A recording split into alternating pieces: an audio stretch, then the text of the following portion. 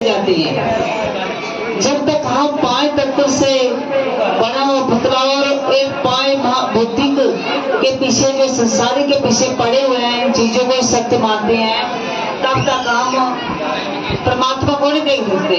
परमात्मा को देखना है तो इस संसार से वो पार है, इस लोक से पार है। जहाँ इस लोक को छोड़कर वहाँ उस तत्व में जो परा है उसमें चलेंगे, अपारा को छोड़कर पर में जाएंगे तो फिर परमात्मा के हमें दर्शन होंगे। तो तत्व रूप से भगवान साक्षात अवतारित होते हैं। भगवान तो बहुत खुश होते हैं जब हम उनकी लीला करते हैं, लीला बनाते हैं, उनकी लीला गाते हैं, सुनाते हैं, उनकी लीला की चर्चा करते हैं, सत्संग में जाते हैं, सत्संग करते हैं, सत्संग में बैठते हैं और लीला सुनते हैं उनकी, तो भगवान बहुत खुश होते हैं, प्रसन्न होते हैं। उनकी लीला सुनने मात्र से हमारे कष्टों का, रोगों का, जो दुख, जो हमारा दुख निवारण हो जाता है, तत्क्षण हमारे दुखों का निवारण कर देते हैं भगवान साक्षात। जब माँ के पास बच्चा जाता है तो चाहे कितना भी थका होगा, कितना भी उसको कुछ दुख होगा, मगर जब माँ की गोद में जाता है, माँ के पास बैठता है तो एकदम उसकी थकावट जो दूर हो जाती है। ऐसे ही जब परमात्मा के पास हम चले जाते हैं, परमात्मा को, उस तत्व को हम देख लेते हैं तो फिर हमारे दुख जो साक्षात दुख दूर हो जाते हैं।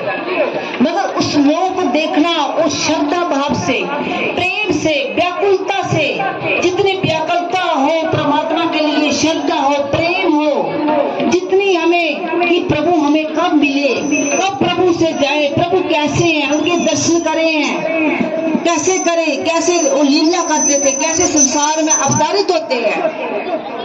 भगवान बोलते कि मैं अपने भक्तों के लिए युग युग में अवतारित होता हूँ, और एक युग में भी कितनी बार मेरे को जब अवतार लेने की आवश्यकता होती है तो मैं बार बार आता हूँ। किस लिए?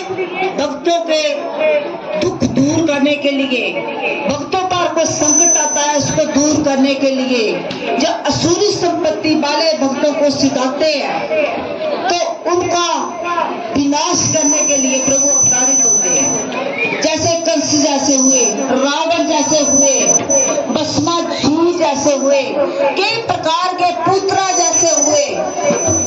तो भगवान जब दोपहर में अवतार लेकर आए थे तो कंस ने कितना अत्याचार किया था, दुनिया को कितना बच्चों को मार रहे थे और कितने लोगों को कष्ट दे रहे थे। असुरी भाव वाले लोग बहुत इस पर कट्टिबा हो गए थे संसार में, तो उनको फिर अवतार लेकर आना पड़ा भक्तों की रक्षा के लिए। भक्तों को भक्ति नहीं करने देते थे असुरी लोग, यज्ञ हवन नहीं करने देते थे, पूजा पाठ नहीं करने देते थे असुरी लोग, उनको कष्ट देते थे। तो भगवान अवतार लेकर भगवान को आना पड़ा। एक बाल रूप में आकर उन्होंने कितना असुरों का जो नाश किया, कंस को मारा। कंस को पहले ही आकाशवाणी कर दी थी। जब देवकी के गर्भ की शादी हुई तब से उन्होंने आकाशवाणी कर दी थी कि जब देवकी के गर्भ की 8वीं संतान होगी तो तेरा नाश करेगी वो तेरा काल बनकर आएगी। उसी टाइम से उसको झटका लग गया था कंस को, मगर फिर भी असुरी भाव वाले लोग नहीं समझते, फिर भी वो बोलने लगा कि मारो। जो भी बाल देवकी का होता है, उसकी बहन थी कंस की देवकी, कि उसको मारो। उसने वो एक जेल के अंदर बंद कर दी, जंजीरों के साथ बंद कर दी बेचारी देवकी वसुदेव दोनों को।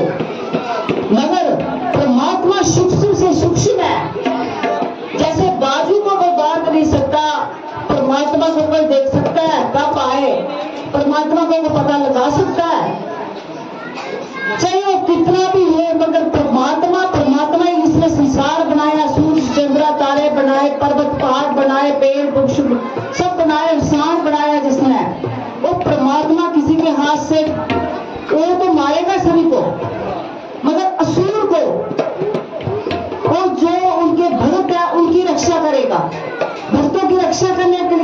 हैं उस संसार में और दुष्टों का नाश करने के लिए आते हैं, और बार बार संसार में उनको आना पड़ता है अवतार लेकर। इस मनुष्य जीवन में आते हैं, मनुष्य जीवन मगर जो हमारा जन्म जैसे होता है उनका जन्म नहीं होता, उनका अवतार होता है। और जोने में नहीं आते, और मेहनत करती शास्त्रानी मेहनत करती पाप का न चैनल कलिया जातो न शोरती मारता। जैसे कि ये आत्मा ही परमात्मा आदमी को बाजू सुखा नहीं सकती, जल इसको गिल्ला नहीं कर सकता, और अस्त्र शस्त्र इसको काट नहीं सकते हैं, आग इसको जला नहीं सकती, आत्मा का कोई कुछ भी बिगाड़ नहीं सकता। इस शरीर जो 5 तत्व का शरीर है, 5 भौतिक जो शरीर है, ये तो करने वाला है, तो मरेगा, टूटेगा, गलेगा, इसका नाश है, मगर आत्मा का नाश नहीं है। जब इस आत्मा को हम इस संसार में ही पूछ देते हैं तो बार बार इस आत्मा को बेचारे इस जीव के साथ बार बार संसार में चक्कर काटना पड़ता है, कभी वृक्ष के रूप में, कभी कीट पतंग के रूप में, कभी किसी के रूप में, हाथी घोड़ा 83 लाख जीवों में भटकना पड़ता है, इसको बार बार संसार में आना पड़ता है। लेकिन भगवान बोलते कि अगर तू तेरे को इस मनुष्य शरीर जब मिल जाता है तो तू एक जन्म में भी मुझे पा सकता है, ज्यादा जन्म क्या करने हैं, मगर उसमें व्याकुलता चाहिए, उसमें श्रद्धा चाहिए, उसमें भाव चाहिए, परमात्मा के लिए प्रेम चाहिए। पढ़ते हैं हमारे कोई अपना संबंधी या अपना बच्चा कहीं चले जाता है, दूर चले जाता है, हम रोना शुरू हो जाते हैं ममता के कारण, मगर परमात्मा के लिए कोई नहीं रोता कि प्रभु कब मिलेंगे आप। मगर लोगों ने, भक्तों ने पाए, प्रहलाद ने प्रभु परमात्मा को पत्थर में प्रकट किया, द्रौपदी ने परमात्मा को पाया, एक साड़ी रूप में परमात्मा आ गए। द्रौपदी में जब व्याकुलता हुई, उसने देखा कि कोई भी मेरी रक्षा करने वाला, मेरी लाज बचाने वाला आप कोई नहीं है, एक परमात्मा ही बाकी है। सभी को 5 पांडु को देखा उन्होंने, जोड़े थे, मगर उन्होंने भी नीचे गर्दन कर दी। ऋषि पितामह द्रोणाचार्य को देखा, उन्होंने भी नीचे गर्दन कर दी। लास्ट उन्होंने बोला एक श्री कृष्ण ही है जो लाज बचाने वाले हैं। हाथ करके बोले, हाथ खड़े करके बोलने लगी, हे प्रभु अभी मेरी लाज आपके हाथ में, मेरी इज्जत जो है आपके हाथ में, आप ही आओ, कृपा करो। तो प्रभु झट से साड़ी में आ गए, मगर दुर्योधन जो असुरी भाव का था, वो साड़ी खींचता गया, खींचता गया, खींचता गया, साड़ी खत्म होने नहीं लगी। फिर भी नहीं उसने सोचा कि इतनी साड़ी कहां से आई, मैं खींच रहा हूं, थक गया खींच खींच कर, मगर साड़ी खत्म नहीं हुई। अभी परमात्मा की लीला है कोई, असुर नहीं समझते, असुर फिर भी नहीं समझे कि परमात्मा एक साड़ी रूप में आ सकते हैं, तो परमात्मा कुछ भी कर सकते हैं। तो द्रौपदी की लाज परमात्मा ने बचाई। बन्ना जट ने पुकारा कि परमात्मा मैं रोटी नहीं खाऊंगा जब तक आप मेरे पास नहीं आओगे, खाना नहीं खाओगे मेरा दिया हुआ, तो मैं भी भूखा रहूंगा, मैं भी भूखा मरूंगा। तो परमात्मा आ गए और उनका बाजरे की जो रोटी खाई, साग खाया, उसके साथ कितने स्वादिष्ट से उन्हें खा लिया। और फिर गन्ना जट बोलने लगा, प्रभु सभी आप ही खाने लगे, मेरे लिए कुछ नहीं रखा आपने, मेरे लिए भी आधा रख दो, मैं भी भूखा हूं इतने दिन का, अभी अगर तो देखो परमात्मा भक्त का प्रेम, मगर तो कुछ भी बोले, इसलिए परमात्मा बोलते हैं कि मैं अपने भक्त के पीछे पीछे चलता हूँ, पीछे पीछे जो भक्त बोलता है मैं वो ही करता हूँ। मगर भक्त सच्चा होना चाहिए, नाम का भक्त नहीं कि कोई हम कामना लेकर स्वार्थ के लिए मंदिर में चले गए, स्वार्थ के लिए कहीं चले गए, स्वार्थ के लिए पूजा पाठ करने लगे, स्वार्थ के लिए उनका नाम जपने लगे, फिर मैं परमात्मा का भक्त हूँ, मेरी रक्षा परमात्मा क्यों नहीं करते। परमात्मा बोलते निष्काम कर्म जो करता है, निष्काम भाव से जो कर्म जो करता है वो मेरा भक्त है। जो निष्काम मेरी पूजा करता है, मैं उसमें हूँ, वो मुझ में है। तो निष्काम भाव आज कोई करता गीता में परमात्मा ने लिख भी दिया है कि अर्जुन को हजारों में से एक मेरी प्राप्ति मुझे जानने का जत्न करते हैं, और उन हजारों में से भी कोई एक मुझे पाता है।